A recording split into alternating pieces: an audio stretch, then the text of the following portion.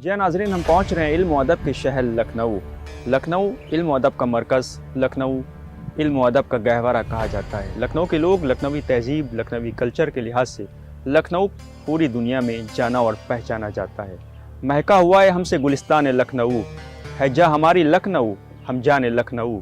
देखे हैं हमने सैकड़ों गुलशन जहान में, लेकिन नहीं जवाबे गुलिस्तान लखनऊ। गंगा जमनी तहजीब का बेहतरीन गुलदस्ता है ये लखनऊ। आज हम बात करेंगे लखनऊ में एक बहुत अहम इमाम बाड़े के सिलसिले से, जिसे आप सब इमाम बाड़े सिब्तानाबाद के नाम से जानते और पहचानते हैं। आइए आपको इस इमाम बाड़े सिब्तानाबाद की तारीख से हम रूबरू कराएंगे और इसकी हिस्ट्री के बारे में आपको हम बताएंगे। राजधानी के तारीखी मकामात में शुमार हजरतगंज में इमाम बाड़ा सिब्तानाबाद, जिसकी आलिशान इमारत जो अपने आप में काबिल एहतराम, काबिल फ़ख्र है।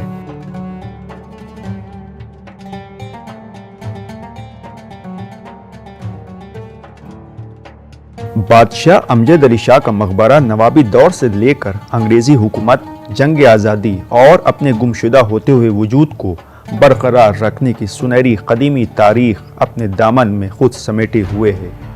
साल 1847 में इमाम बाड़े की तामीर होकर तैयार होने से लेकर अब तक तकरीबन 170 बरसों से ज़्यादा हो चुके हैं। आज हम इस इमाम बाड़े की तारीख पर बात करते हैं। लखनऊ अपनी गंगा जमनी तहजीब के लिए जाना जाता है। खासकर लखनऊ को इमाम बाड़ों का शहर कहा जाता है। लखनऊ की आज़ादारी को पूरी दुनिया में खास शोहरत हासिल है। इसी तरह लखनऊ की खूबसूरत आलिशान बेमिसलो बेनज़ीर काबिल एहतराम इमाम बाड़ों को मजहबी अहमियत हासिल है। लखनऊ के इमाम बाड़ों को पूरी दुनिया से लोग देखने आते हैं। इसी सिलसिले को हम आगे बढ़ाते हुए आज एक इंतहाई अहम इमाम बाड़े का जिक्र कर रहे हैं। इमाम बाड़ा सिब्तानाबाद। ये इमाम बाड़ा हजरतगंज में वाक़ है। इसे आमतौर पर लोग मकबरा भी कहते हैं, क्योंकि यहाँ हजरतगंज के बानी अमजद अली शाह ज़माना हुकूमत 1847 दफन है। इसे अमजद अली शाह के बेटे वाजिद अली शाह ने बनवाया था। तारीख़ तामीर है 1847। उन्होंने इसका नाम रखा सिब्तानाबाद। सिब्त अरबी लफ्ज़ है जिसके माने हैं नवासा। इससे मुराद रसूल खुदा हज़रत मोहम्मद मुस्तफ़ा सल्लल्लाहु अलैहि वसल्लम के नवासे हज़रत इमाम हसन अलैहिस्सलाम और इमाम हुसैन अलैहिस्सलाम से मंसूब है।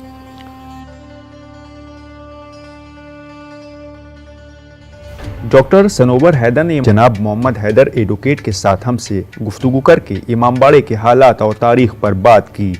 आदाब, I am Sanobar Haider, heading the department of history at Maharaja Bijli Pasi government post graduate college. आज हम बात करेंगे लखनऊ शहर की और लखनऊ में सिचुएटेड कुछ खूबसूरत इमाम बाड़ों की। जब हम लखनऊ की बात करते हैं तो लखनऊ की खूबसूरत बिल्डिंग्स और यहाँ के कल्चर की बात किए बगैर कोई बात पूरी नहीं हो सकती। बड़े इमाम बाड़े, छोटे इमाम बाड़े, रेजिडेंसी, इन सब बिल्डिंग्स के बारे में बहुत कुछ लिखा जा चुका है। तारीख़ में बहुत सारा मटेरियल अवेलेबल है, लेकिन इमाम बाड़ा सिब्तानाबाद के बारे में हमारे पास बहुत सारा लिटरेचर अवेलेबल नहीं है, जो कि एक अपने आप में बेहतरीन इमाम बाड़ा है। अगर इमाम बाड़े सिब्तानाबाद की हिस्ट्री के बारे में बात करें तो हम ये जानते हैं कि इसका कंस्ट्रक्शन अवध के बादशाह अमजद अली शाह ने स्टार्ट करवाया था। अनफॉर्चुनेटली इसको कंप्लीट किए बगैर ही वो इस दुनिया से चले जाते हैं और उनके सक्सेसर और अवध के अगले नवाब वाजिद अली शाह इस बिल्डिंग को कंप्लीट करते हैं। हम सब इस बात से वाकिफ़ हैं कि इमाम बाड़े का यूज़ मुहर्रम की मॉर्निंग्स के लिए किया जाता है, लेकिन 1857 में लड़े गए जंग आज़ादी यानी कि गदर के वक्त भी यहाँ पर लड़ाई हुई थी। सिख रेजिमेंट जो ब्रिटिश ट्रूप की तरफ से लड़ा था, उसने यहाँ पर एक भयानक असॉल्ट किया, लेकिन हमारे वीर योद्धाओं ने भी एक बराबर से लड़ाई पुटअप करी और कैप्टन डिकोस्टा को यहाँ पर मार गिराया। कैप्टन डिकोस्टा की जो कब्र है वो अभी लामातमिया में सिचुएटेड है। आगे बढ़ते हैं और इमाम बाड़े के बारे में बात करते हैं। असॉल्ट के बाद ये इमाम बाड़ा अंग्रेज़ों के अंडर आ जाता है और संडे मास यहाँ पे होल्ड किया जाने लगता है, यानी कि इसको चर्च में कुछ वक्त के लिए तब्दील कर दिया जाता है। और ये भी लिखा है हिस्ट्री में कि लॉर्ड कैनिंग ने यहाँ पर एक दिन, एक संडे को आकर यहाँ पर मास भी अटेंड किया था। उसके बाद इस इमाम बाड़े का जो फ्यूचर है वो डार्कनेस की ओर बढ़ता चला जाता है, क्योंकि ना कोई इसका देखभाल करने वाला रह जाता है और ना ही गवर्नमेंट जो अब ब्रिटिश कंट्रोल में थी उसको कोई इंटरेस्ट रहता है इस इमामबाड़े की केयर करने में। तो धीरे धीरे इस इमामबाड़े का डिस्ट्रक्शन शुरू हो जाता है, ये डीके की ओर बढ़ने लगता है। और यहाँ पर आप अभी भी देख सकते हैं कि काफ़ी इंक्रोचमेंट्स हैं। काफ़ी इंक्रोचमेंट्स उस वक्त से ही स्टार्ट हो जाते हैं। कुछ समय के लिए इसको एक गैरेज के रूप में यूज़ किया जाता है। इवन फर्नीचर का यहाँ पे वर्कशॉप कुछ वक्त के लिए इसको यूज़ किया गया था। फिर 1919 और 1921 में धीरे धीरे ये बिल्डिंग LDA के हाथ में आ जाती है, लखनऊ डेवलपमेंट अथॉरिटी और इम्प्रूवमेंट ट्रस्ट के कंट्रोल में आ जाती है। और यहाँ पर जो चारों तरफ जो छोटे छोटे कमरे और रेस्ट हाउसेस अवेलेबल थे उनको एंग्लो इंडियन फैमिलीज़ को ग्रांट कर दिया जाता है। और अभी भी हम देख सकते हैं यहाँ पर कुछ पुरानी फैमिलीज़ अभी भी इस बिल्डिंग के कंपाउंड में रहती हैं। और इस बिल्डिंग के एरिया की बात करें, इमामबाड़े का जो एरिया है लगभग 16 बीघा एरिया इसका लिखा गया है, डॉक्यूमेंट्स में ये अवेलेबल है। और इसका जो फसाड है इमामबाड़े का, ये किसी भी इमामबाड़े की तरह है। और ज़्यादातर हिस्टोरियंस ने लिखा है कि बड़े इमामबाड़े की तरह ही इसको बनाया गया है। इसके 3 एंट्रेंस गेट हैं और इसके अंदर जो स्टको वर्क किया गया है बेहद खूबसूरत है। लेकिन जब ये 1857 के बाद ये इमामबाड़ा डिके और डिटीरियोरेशन की तरफ बढ़ता है तो इसके अंदर का जो सारा काम है, स्टको वर्क है, पेंटिंग है, ये सारा बहुत बुरी तरह से ख़राब हो गया था। और इसकी जो पेंटिंग है और सीलिंग पर जो काम किया गया था वो सब उखड़ने लगा था। और ये इमामबाड़ा आप कह सकते हैं कि बिल्कुल ही बर्बाद होने की तरफ बढ़ चला था। फॉर्चुनेटली कुछ अवेयर लखनऊ के सिटीजन्स ने इस इमामबाड़े को रिवाइव करने का काम फिर से अपने हाथों में लिया। और यहाँ की जो कमिटी है उन्होंने ASI के साथ मिलकर इस इमामबाड़े के लिए फिर से काम किया। और इमामबाड़ा इस वक्त एक लाइव मॉन्यूमेंट के रूप में काम करता है। हर साल मुहर्रम में यहाँ की जो रौनक है वो देखते ही बनती है। इसके अलावा वक्त वक्त पर लोग मजलिसों को यहाँ पे ऑर्गेनाइज़ करते हैं और भी रिलीजियस फंक्शंस के लिए इस बिल्डिंग का यूज़ किया जाता है।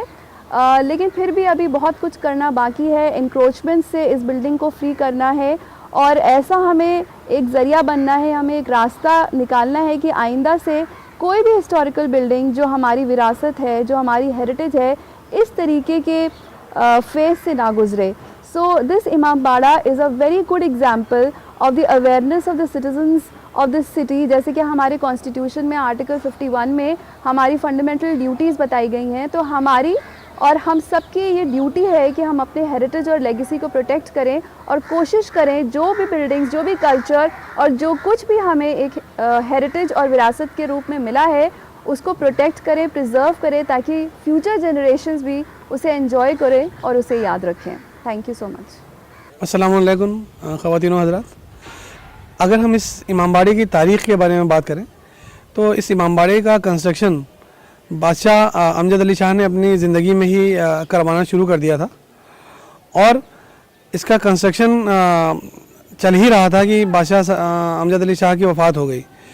उनकी वफ़ात के बाद उनके लड़के वाजिद अली शाह, जो कि अवध के आखिरी बादशाह थे, उन्होंने इसको कंप्लीट कराया। उस वक्त बताते हैं कि इस इमामबाड़े की कंस्ट्रक्शन में जो लागत आई थी वो करीब 10 लाख रुपए की थी। और इस इमामबाड़े की अराज़ी जो थी 16 बीघा से ज़्यादा थी। यानी कि ये इमामबाड़ा इस जगह जहाँ पे अभी हम बैठे हुए हैं, यहाँ से लेके बेगम कोठी या जहाँ पे जनपद मार्केट अभी बन गया है, इसकी अराज़ी वहाँ और बल्कि उसके और आगे तक जाती थी। लेकिन जैसे जैसे वक्त बीता इस इमामबाड़े पे इंक्रोचमेंट्स होते चले गए। इंक्रोचमेंट्स इसलिए भी होते चले गए क्योंकि बादशाह वाजिद अली शाह को यहाँ से डिपोर्ट करके 1857 के गदर के बाद यहाँ से डिपोर्ट करके उनको मटिया बुर्ज भेज दिया गया था। और वहाँ से यहाँ को कंट्रोल करना उनके लिए नेक्स्ट टू इम्पॉसिबल था, क्योंकि न सिर्फ बादशाह बल्कि उनके जितने भी अहलो अयाल थे, जितने भी अयादत करने वाले थे, जितने भी उनके दोस्त अहबाब थे, सबको अंग्रेज़ों ने यहाँ से इकट्ठा करके मटिया बुर्ज भेज दिया था। और जहाँ पे उन्होंने जाके सिफ्तैनाबाद के ही नाम से एक सिफ्तैनाबाद का इमामबाड़ा बनाया, जिसमें वो खुद मदफून हैं। 1919 में आसार कदीमा ने इस मॉन्यूमेंट को अपना एक प्रोटेक्टेड मॉन्यूमेंट डिक्लेयर किया। प्रोटेक्टेड मॉन्यूमेंट डिक्लेयर होने का मतलब ये होता है कि इस इमामबाड़े की बका, इस इमामबाड़े के रिपेयर, इस इमामबाड़े का मेंटेनेंस, जो कुछ भी है वो आसार कदीमा देखेगी। लेकिन जैसा कि आप जानते हैं कि आसार कदीमा एक ऐसी बॉडी है जिसके पास दांत नहीं है। काट नहीं सकता वो।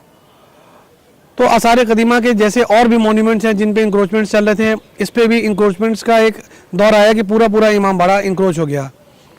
1921 में इस इमाम बाड़े की सेल हो गई। कुछ लोग खड़े हुए, उन्होंने कहा कि हम बादशाह अमजद अली शाह के वारिस हैं और हमको इस इमाम बाड़े की अराजी बेचने का हक प्राप्त है। और उस हक के एक्सरसाइज में उन्होंने लखनऊ इम्प्रूवमेंट ट्रस्ट को ये प्रॉपर्टी 1 लाख रुपए की उस वक्त बेच दी।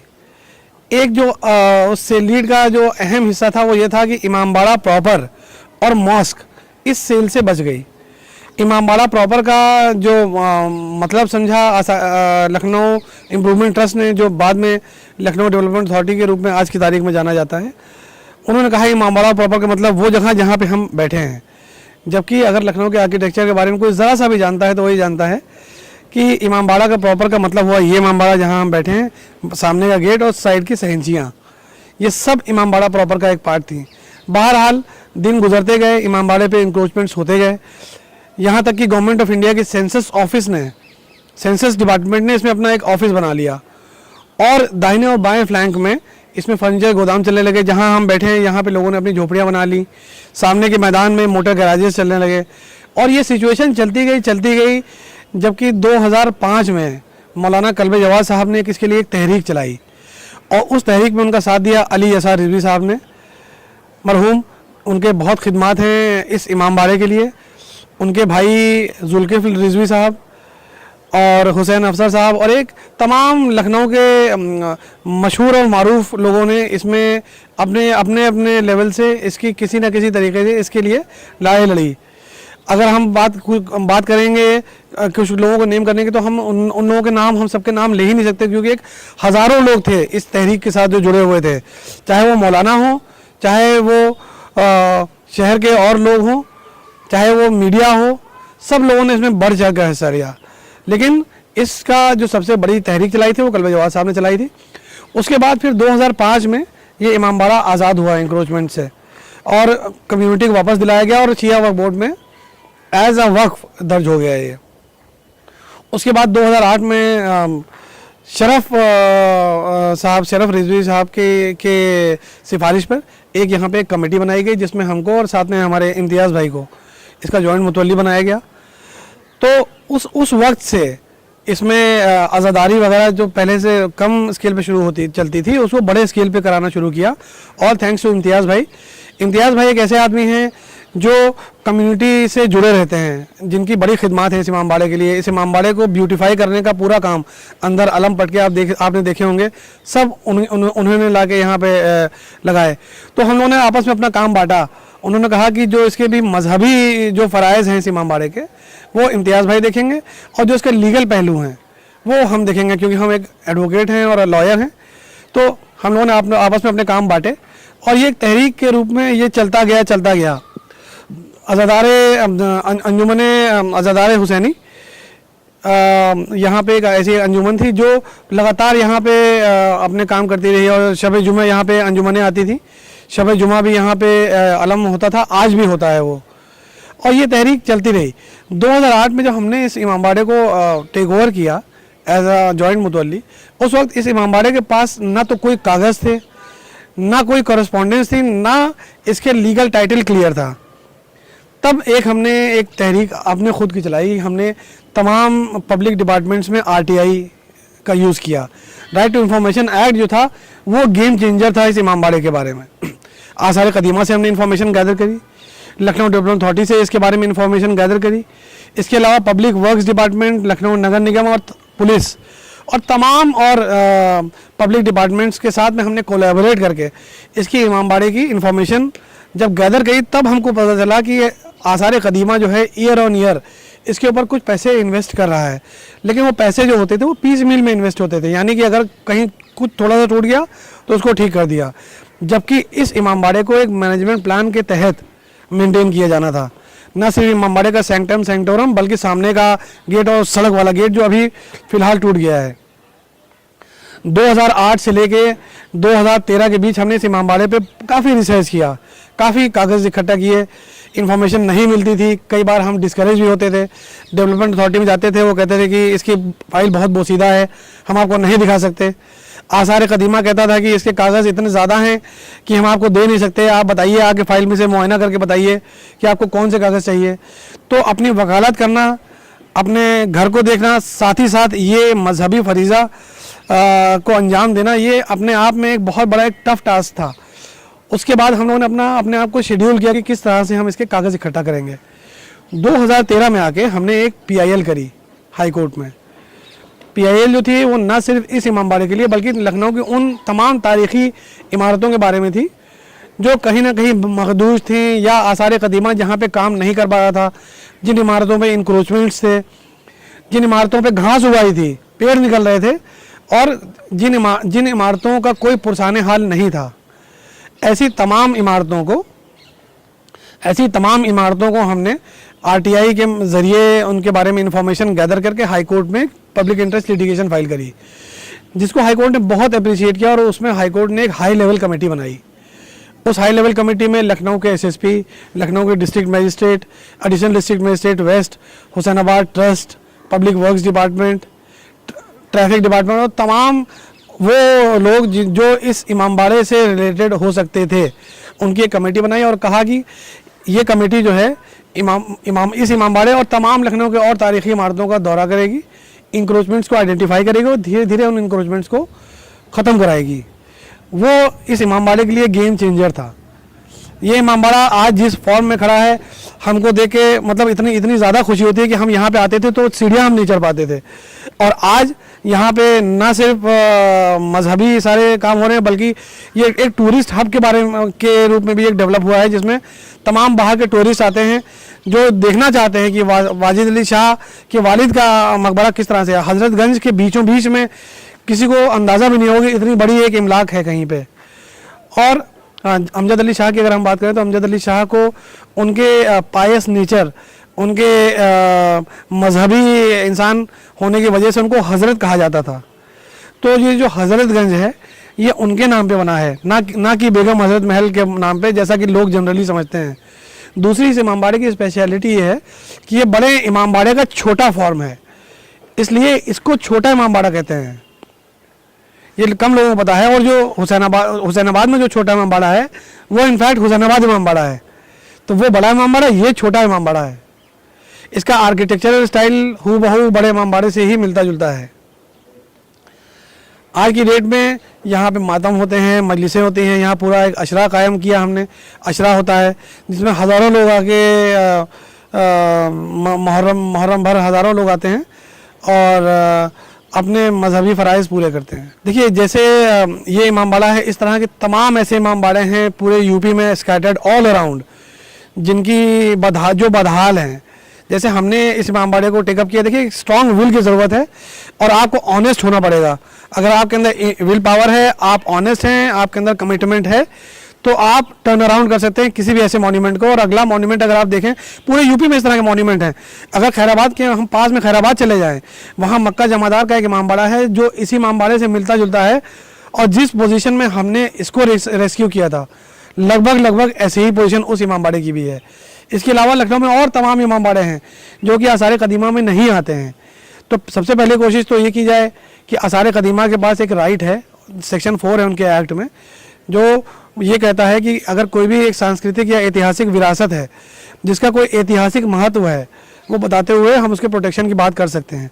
तो उसको प्रोटेक्ट कराने से कम ये होगा कि उस पर आगे इंक्रोचमेंट नहीं होंगे, 100 मीटर के अंदर कोई इंक्रोचमेंट नहीं होगा। तो ये मेरा मैसेज होगा हर शहरी से, इर्रिस्पेक्टिव ऑफ कास्ट, कि अपनी हेरिटेज, अपने कल्चर के लिए जागरूक रहें, क्योंकि ना सिर्फ ये एक हमारा दुनियावी फरीज़ा है बल्कि एक हमारी फंडामेंटल ड्यूटी है जो हिंदुस्तान के आईन में दी गई है।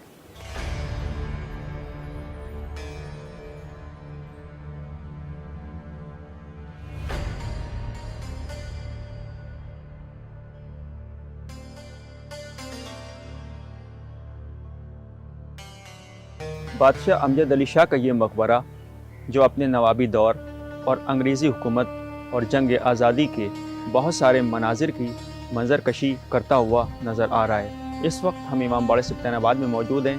आप देखिए कि 173 साल से भी ज़्यादा अरसा गुजर गया। इस सफ़र में हम इस इमामबाड़े की हकीकत को जानना चाहेंगे और आप तमाम मोमिनीन तक इससे रूबरू कराएंगे।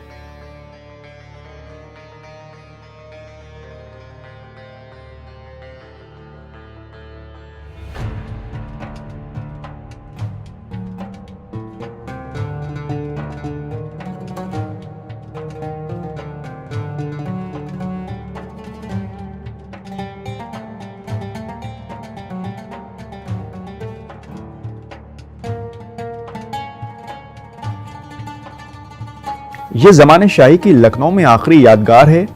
माजूली के बाद वाजिद अली शाह ने मटिया बुर्ज कलकत्ते में इसी नाम का दूसरा इमाम बाड़ा बनवाया, जहां उनकी दायमी आराम गाह है। 1857 ईस्वी की जंग आज़ादी में इस इमाम बाड़े को शदीद नुकसान पहुंचा। इसका आरaiशी सामान लूट लिया गया। जो बाकी रहा वो हमारे सामने है। इमाम बाड़े सिप्तानाबाद बड़े इमाम बाड़े की छोटी नकल समझी जा सकती है, क्योंकि उसी तर्ज पर बना हुआ है। इमारत एक ऊंचे चबूतरे पर बनी है, जिसके दोनों तरफ जीने बने हैं। दरमियान में खूबसूरत हौज है। इमाम बाड़े में शहनशीन के सामने 2 दालान हैं, हर एक में 5-5 बड़े दर हैं। दोनों तरफ सैंचियां हैं, जिनमें ऊपर नीचे 3-3 दर हैं। बड़े इमाम बाड़े की तर्ज पर इसकी छत में लोहे या लकड़ी का इस्तेमाल नहीं किया गया है। ये खूबसूरत इमारत लखौरी ईंट और लाल चूने की बनी है। कदीमी ख़ास तरह के मसालों का इस्तेमाल किया गया है। हमारे कदीमी फ़नकारों ने ख़ास तरह के मसालों के ज़रिए इसको मजबूत, जाजिब नज़र और ख़ूबसूरत बना दिया है। कदीम फ़नकारों ने नक्काशी के ज़रिए इस इमारत की दरो दीवार, छत और ख़ास कर मेहराबों में बेल बूटे बनाकर इसकी खूबसूरती में 4 चांद लगा दिए हैं। मेहराबों, दरों और छत की मुंबतकारी काबिल दीद है। इमाम बाड़े में मजलिस मातम का सिलसिला जारी रहता है। ज़ायरीन बड़ी तादाद में ज़ियारत करने तशरीफ़ लाते हैं। यहाँ इन मजालिस का मुनक़िद होना मसलहतन किया गया था। यहाँ कोई मजलिस नहीं होती थी। इस तारीख में, इन तारीखों में यहाँ कोई मजलिस नहीं थी। यहाँ हमारे बरादर अजीज़ हुज्जतुल इस्लाम आग़ाए मेहदी मदवीपुर ज़्यादा फजल जब मेरे घर पर तशरीफ़ लाए, उन्होंने आकर मशवरतन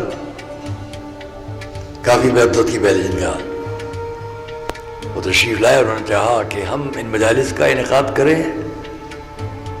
खुद हज़रत आयतुल्लाह आक़ा सैयद अली ख़ामेनई दावाज़िल्लो की तरफ से, उस बुज़ुर्ग शख्सियत की तरफ से, उन बुजुर्गवार की तरफ से ये मजालिस यहाँ कायम की जाए, वो चाहते हैं। ये इमाम बाड़ा इंतहाई अहमियत का हामिल है।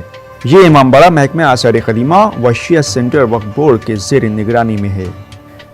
इसी सिलसिले को आगे बढ़ाते हुए इमाम बाड़े की तारीख, इस मुक़द्दस आलिशान इमाम बाड़े के सिलसिले में रूह रवां हुज्जतुल इस्लाम वल मुस्लिमीन आली जनाब मौलाना सैयद कल्ब जवाद साहब क़िबला से इस बारे में बात की। आइए सुनते हैं उन्हीं की ज़बानी।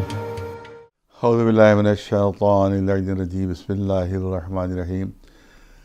हमने तकरीबन 15 साल, बल्कि इससे भी ज़्यादा वक्त गुज़रा होगा कि औक़ाफ़ की तहरीक शुरू की है, जो अल्हम्दुलिल्लाह पूरे हिंदुस्तान में फैल चुकी है। और सिर्फ शिया नहीं, अब से अहले सुन्नत में भी बेदारी पैदा हुई है।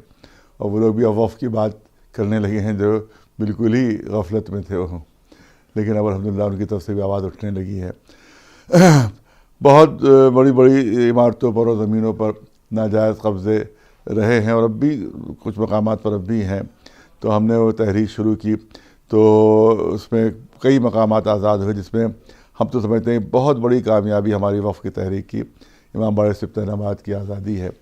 और ये अंग्रेज़ों ने इस पर कब्ज़ा कर लिया था और इसको चर्च बना दिया था अपना। आज भी आप देखेंगे तो चर्च के निशानात वहाँ पर मौजूद हैं। चर्च के निशानात आज भी वहाँ मौजूद हैं। उसके बाद जब आज़ादी हुई तो फिर वहाँ पर जितने रिफ्यूजीज़ थे उनको वहाँ पर गवर्नमेंट ने बसा दिया। और हम लोग जब अंदर गए हैं, मैं तो समझता हूँ कि 95% शियों को मालूम भी नहीं था कि हज़रतगंज में कोई इतना बड़ा इमाम बाड़ा है। 95% शियों को नहीं मालूम था। बुज़ुर्गों को तो मालूम था, लेकिन ख़ास तौर से जवानों में तो बिल्कुल नहीं इल्म था उसका। फिर उसके बाद हम वहाँ पहुँचे अंदर, तो अंदर जाने की बिल्कुल रास्ता नहीं था। अंदर वहाँ कारखाना एक शानशीन में जहाँ पर तादिये रखे जाते हैं, वहाँ पर एक वो लकड़ी का कारखाना था। वहाँ मैंने खुद देखा, तस्वीर उसकी है और फिल्म भी, तस्वीरें भी, कि वहाँ पर वो जो शारशीर में सब नीम बरहना औरतों की सब डांस करती हुई तस्वीरें और सब उसकी तस्वीरें बिल्कुल वो सब तस्वीरें लगी हुई थी शारशीर में। तो उसके बाद वो हमारे साथ वो भी थे उस वक्त के ज़माने के वक्त मिनिस्टर शाकिर अली साहब, वो भी साथ साथ थे, उनकी भी तस्वीर है। और उसके बाद फिर हमने तहरीक शुरू की। फिलहाल में अशरा मुहर्रम होगा, तो 2 या 3 मुहर्रम को जुमा था, ऐसे कुछ जहाँ तक याद आ रहा है कि उसके बाद जुमे के बाद जुलूस निकला और हमने अंजुमन एक बनाई थी, अंजुमन पासदारान हुसैन, जो इसी मकसद से बनी थी कि औकाफ को आज़ाद करवाया जाएगा। उसके बहुत से नौजवान उसमें थे और इस तरह से जुमे के नमाजी भी उसमें शरीक थे। तो पैदल मार्च हुआ बड़े इमामबाड़े से सिप्तानाबाद तक, बहुत बड़ा मजमा था उसमें।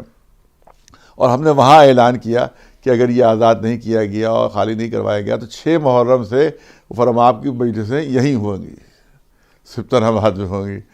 तो ज़ाहिर है कि एक हड़कम हो गया था, क्योंकि यहाँ लाखों का मजमा होता है और वो मजमा वहाँ अगर पहुँच जाता तो पूरा हजरतगंज जो था वो मुश्किल में पड़ जाता। लिहाजा फ़ौरन हरकत में आए वो लोग, कह रहे था ये न कीजिए, हम खाली करवाएंगे। उसके बाद फिर वो शब आशूर लड़कों ने जाकर वही जाके बाद दरवाजे बंद थे उसके इमामबाड़े के, तो उनका एक दरवाज़ा था उन्होंने तोड़ दिया उसको।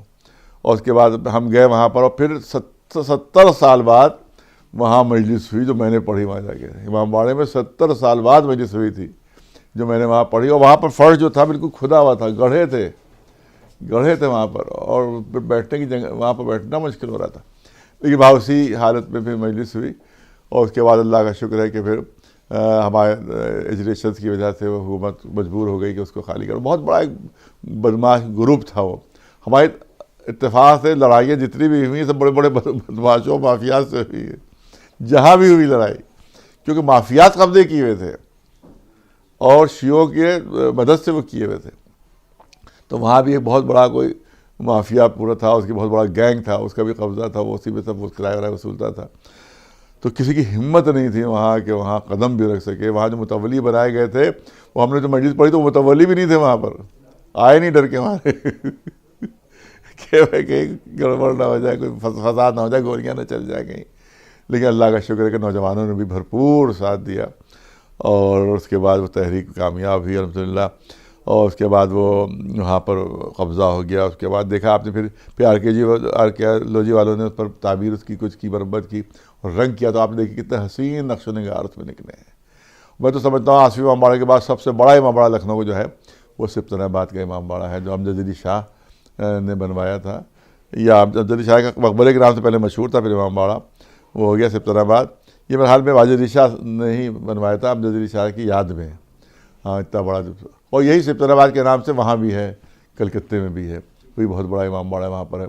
तो हम तो समझते हैं वक़्त तहरीक में बहुत बड़ी कामयाबी जो शाहमर्दाई करबला के बाद अगर कोई कामयाबी है तो ये सिप्तानाबाद की कामयाबी है। इसमें हमारे नौजवानों ने भरपूर, ख़ासतौर से उस ज़माने में जो पासदार ने हुसैनी हमने बनाई थी तंजीम, उसके नौजवानों ने इसमें बहुत मदद की, बहुत भरपूर उन्होंने काम किया।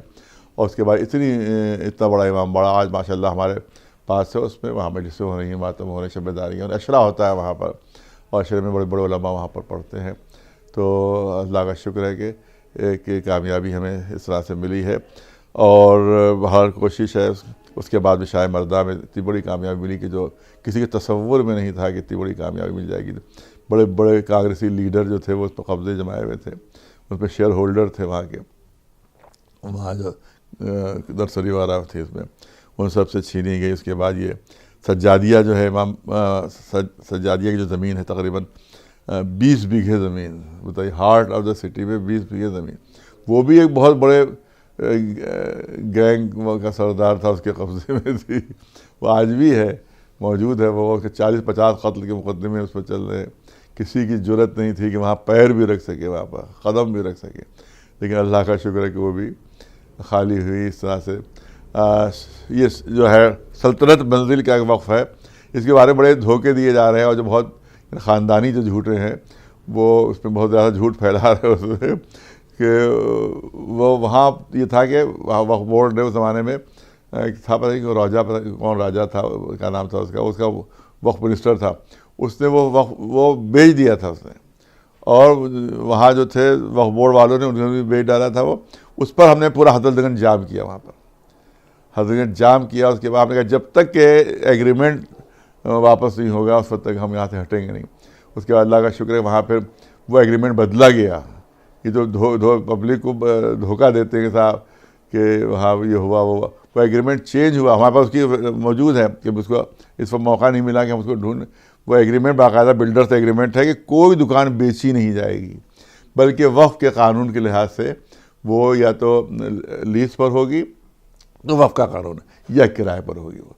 और अल्हम्दुलिल्लाह वही है कि वहाँ पर कोई बिकी नहीं हमारे इत्तला के मुताबिक।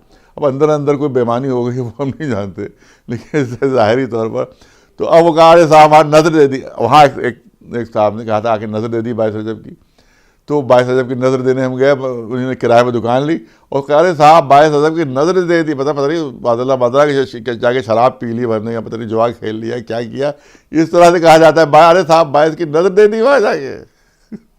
तो ऐसे मनहूस और खबीस ये हैं लोग कि तो झूठा बोलूँगा। उनका ख़ानदानी माशाल्लाह वो आता था एक पुराना बचपन में ड्रामा आता था ख़ानदानी गवाह, और ये ख़ानदानी झूठे लोग हैं। इनका पूरा सिलसिला जो है वो झूठों का सिलसिला है। तो वो वही सब इसी तरह तो वो एग्रीमेंट हमारे पास मौजूद है जिसमें ये कि कोई दुकान बिकेंगे नहीं, सब के सब 1995 एक्ट के मुताबिक उनको किराए पर दिया जाएगा। उसके बाद फिर हमने कहा हाँ ठीक है अब मामला सही हुआ है। और वरना बिक जाती तो ख़त्म हो जाता पूरा वक्त और वो सब उस वक्त के लोग खा जाते और आइंदा औलादों को कुछ ना मिलता। अब यह है कि वो वक्त महफूज है, किराए पर है सब, और नस्लन बादा नस्लों से उनकी औलादें, हमें एक फ़ायदा नहीं होगा, उनकी औलादें जिनकी सल्तनत बदील थी उनकी औलादें इंशाअल्लाह इसका फ़ायदा नस्ल बाद नस्ल उठाती रहेंगी। ये अल्हम्दुलिल्लाह हमारी तहरीक का एक बेहतरीन नतीजा उसमें निकला था कि जो हज़म नहीं हो रहा है, जो खुद बेईमान है उनको ये हज़म नहीं हो रहा है कि ये सभी काम कैसे हो गए। हमने तो हमेशा बेईमानों का साथ दिया, ये बेईमानों से छीना कैसे जा रहा है। तो जो बेईमानों के साथ हमेशा रहे वही उल्टा सीधा प्रोपेगेंडा। तो आज भी साथ है उन बेईमानों से देखे जाते हैं कहीं कहीं। तो वो वक्फ चोर जो सबसे बड़ा चोर है वक्फ का, उसके साथ ये आज भी नज़र आ रहे हैं। तो इसका मतलब अब तो पहले तो छुपे हुए थे, अब खुल के सामने साथ में आ गए। तो अल्लाह कौम को इन तमाम बेईमानों से, चोरों से, गद्दारों से और गुरु घंटारों से महफूज रखे, यही हमारी दुआ है इंशाअल्लाह। और तहरीक जारी है और इंशाअल्लाह आइंदा सबसे बड़ी कामयाबी अल्हम्दुलिल्लाह आपको मिली तो दिल्ली मिली, किसी तसव्वुर नहीं कि वहाँ वो जो 10 एकड़ ज़मीन जोरबाग में, जहाँ दिल्ली की सबसे महंगी ज़मीन है, वहाँ 10 एकड़ ज़मीन खाली करवाई गई। वो भी बड़ी जहमत, तो 10 साल लड़ाई लड़ी उसमें, 10 साल अगर पीछे हट जाते और उसमें बड़े बड़े कांग्रेसी लीडर और बड़े बड़े माफियाज उसमें थे उसके पीछे, और हर काम उन्होंने कर लिया। लाठियाँ उन्हीं चला दी, गोलियाँ उन्हीं चला दी, आंसू गैस की गोली उन्हीं फेंक दिए, जेलों में उन्हीं ने भेज दिया, दुनिया के सारे हथकंडे आजमा लिए, लेकिन पीछे नहीं हटे हम लोग। और वहाँ की जो अंजुमन हैदरी है उसके माशाल्लाह जवान वहाँ उन लोगों ने साथ दिया, भरपूर उस पर मेहनत की उन्होंने। और आज अल्हम्दुलिल्लाह वहाँ पर शिया लोग हैं वहाँ पर, और इंशाल्लाह वहाँ पर यूनिवर्सिटी का प्रोग्राम है कि करबला यूनिवर्सिटी नाम से वहाँ पर इंशाल्लाह बनाई जाएगी। तो एक तहरीक से बड़ी अगर पीछे हट जाते हैं, ये जैसे आज भी इसलिए गालियाँ दे रहे हैं कि पीछे हट जाएँ, ये इसलिए हमें तो गंदी गंदी गालियों के हैं। आप देखिए तो कोई बर्दाश्त नहीं कर सकता, कोई और होता कब तक भाग चुका होता अब तक। ऐसी घिनौनी गंदी मुझको गालियाँ, मेरे वालिद को गालियाँ, ताकि घबरा कर छोड़ दें सब मैदान, भाग जाए यहाँ पर। और जितने ख़ानदानी बेईमान हैं सब साथ हैं सब के, और कुछ छुपे हुए साथ हैं और कुछ अब ज़ाहिर बज़ाहिर भी साथ हो गए। तो मगर ये कि हम लोग मौला के लिए और इमाम ज़मान अलैहिस्सलाम के लिए काम कर रहे हैं, लिहाजा उनकी तरफ से मदद भी होती है। जहाँ तसव्वुर भी कामयाबी का नहीं होता है, हम खुद नहीं सोच पाते थे कामयाबी होगी, वहाँ कामयाबी मिली। तो इसका मतलब है कि इमाम ज़मान अलैहिस्सलाम की मदद हमारे साथ शामिल है और इंशाअल्लाह शामिल रहेगी।